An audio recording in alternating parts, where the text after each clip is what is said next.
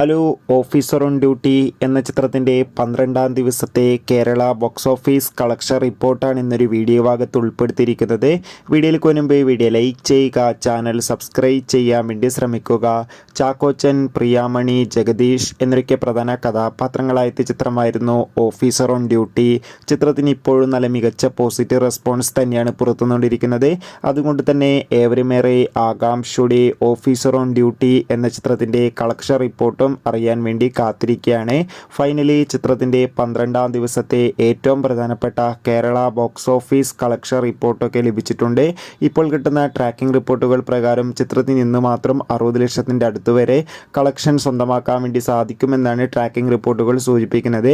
എന്തായാലും officer on duty എന്ന ചിത്രത്തിൻ്റെ കൂടുതൽ ഒഫീഷ്യൽ കളക്ഷൻ റിപ്പോർട്ടിനായി നമുക്ക് കാത്തിരിക്കാം. ചിത്രം കണ്ടവരുടെ അഭിപ്രായം കമൻറ്റ് ചെയ്യുക. കൂടുതൽ സിനിമാ വാർത്തകൾ പെട്ടെന്ന് ലഭിക്കാൻ ചാനൽ സബ്സ്ക്രൈബ്